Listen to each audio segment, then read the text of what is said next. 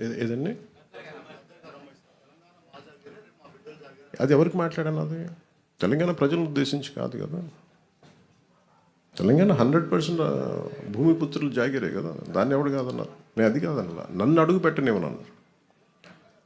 తెలంగాణ భారతదేశంలో అంతర్భాగం కదా. నువ్వు రాకూడదు, ఇక్కడ హాస్పిటల్ ఆపరేషన్ చేయించుకుంటూ ఒక్కళ్ళు మాట్లాడచ్చు, 10 మంది మాట్లాడచ్చు. కానీ గద్దర్ గారు ఎప్పుడు ఇలా మాట్లాడలేదు.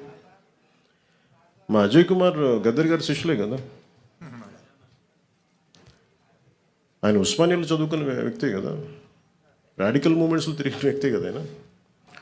ఇది మేబీ వాళ్ళు ఏదైనా చూడకుండా ఏదైనా పొరపాటు అని ఉన్నారు. నాకు వాళ్ళు బాగా తెలుసు కదా, వాళ్ళ కుటుంబం కూడా. అది సరిగ్గా అర్థం చేసుకుని ఎక్కువ మాట్లాడుతుండొచ్చు, అంతకుమించి ఇంకేమన్నా. వాళ్ళంటే నాకు అందరికీ చాలా ఇష్టం. నాకు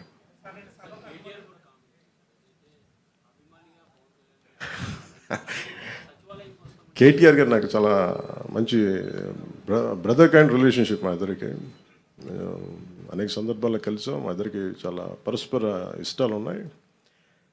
పాలసీల్లో ఒక మాట అటు ఉంటుంది ఇటు ఉంటుంది. కానీ ఆయన ఏమన్నారు నేను చూడలేదు. నాకు తెలిసి ఆయన తప్పుగా ఏం మాట్లాడుకుంటున్నా, నాకు తెలుసు. అదే అనుకుంటా.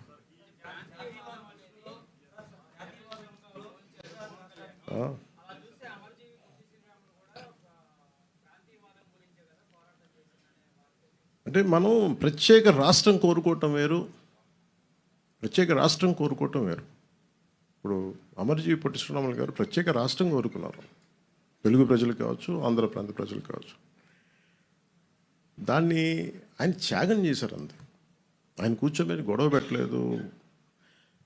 తెలుగు వాళ్ళందరికీ రాష్ట్రం కావాలని కోరుకోవటం వేరు, కానీ ఎక్కడ మిగతా వాళ్ళు రాకూడదు, అసలు అలాంటి దూషణ ఎక్కడ చేయలేదు. ఇది నేను అంటుంది ఏంటంటే, ఇట్స్ నాట్ అబౌట్ ఒక తెలంగాణ గురించో ఒక ఆంధ్ర గురించో కాదు. మీరు వెళ్ళే కొద్దీ విభజించుకుంటా వెళ్ళిపోతే, ఈ విభజన ఒక భూమికి మీరు సరిహద్దు వేయగలరు, కానీ మనసుల్లో వేసే ఈ విభజన, ఈ వేర్పాటు చాలా కనిపించు, చాలా లోతుకి వెళ్ళిపోతాయి.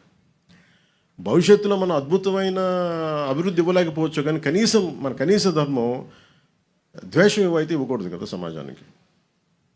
అంతకుమించి తప్ప అంటే ఆయన్ని కూడా నాకు తెలిసి ఆయన ఒక రైట్ పర్స్పెక్టివ్లో అని ఉంటారు. కానీ ఒకసారి నాకు పూర్తి నేను చెప్పింది చూస్తుంటే నాకు అలా ఉండేది కాదేమో.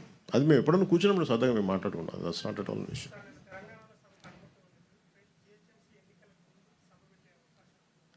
ఎంతకాలం ఆపుతారు సార్ ఎక్కడైనా సార్?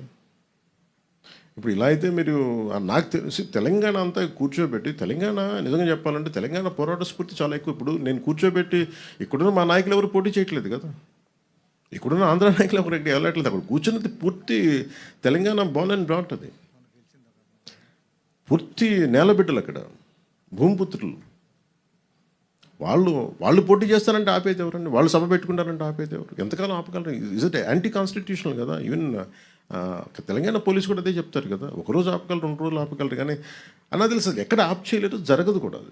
అది ఉన్న ఏదో ఒక మేబీ ఆ సందర్భం నాకు తెలిసి ఇది ఒక్కళ్ళు కూర్చొని చేసింది కాదు, ఏదో అది చిలికి గాని వల్ల అయిందనుకుంటున్నాను. అంతకుమించి నేను నిజంగా చెప్పాలంటే నేను అడిగారు మన ఛానల్లో కూడా, మన కొంతమంది జర్నలిస్ట్ సోదరులు కూడా అడిగారు, ఏదైనా కాన్స్పిరసీ ఉంటుంది అంటే. ఏముంటుంది కాన్స్పిరసీ? ఏదో ఒకళ్ళు కూర్చోబెట్టి మాట్లాడి కాకపోతే దేనికి తక్కువ అంటుకుంటుందంటే, మన దేశంలో బతకడం మన హక్కు కదా.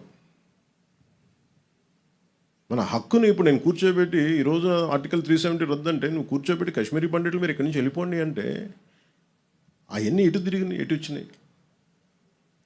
అలాంటి కొద్దిమంది మాట్లాడటం దేశానికి శ్రేయస్కరం కాదు. నాకేదో జరుగుద్దని కాదు, నాకేం జరుగుద్ది?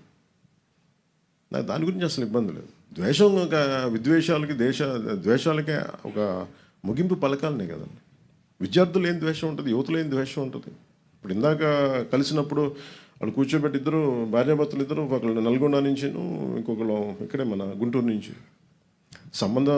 బాంధవ్యాలు ఉంటాయి, వ్యాపారాలు. నేను అది కూడా చెప్పాను.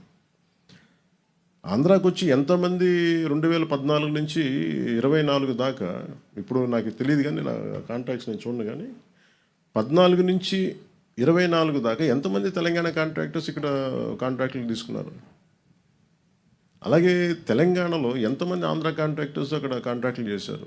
నేనేమంటున్నానంటే, ఇవన్నీ మీరు జరుగుతున్నప్పుడు ప్రజల మధ్య ద్వేషం దేనికని? అవి తీసుకురాకుండా ఒక కైండ్ ఆఫ్ రిక్వెస్ట్ అది సార్. నాకు నిజంగా తెలియదు సార్. ప్రాబ్లం నేను నిజంగా చెప్తాను కదా, నాకు మా వాళ్ళు పోరు పెట్టి తెలియను సార్. నేను మా వాళ్ళు 12 సంవత్సరాల నుంచి అడుగుతున్నారు. నాకు తెలుసు వెళ్తే ఏదో ఒకటి అంటారు, మళ్ళీ నాకు ఎందుకులే అని చెప్పి నాకు 12 సంవత్సరాలు వెయిట్ చేసిన తర్వాత పుష్కర్ కాలం తర్వాత అంత ద్వేషం ఉండదని అనుకున్నాను. మా వాళ్ళని అడిగితే ఈ ప్రేమగా వెళ్ళాను. దానికి నాకు నిజంగా సభకి అనుమతి ఇచ్చుంటే చాలా ఈజీగా చిన్నగా అయిపోయేదేమో, నాకు అదే అనిపిస్తుంది.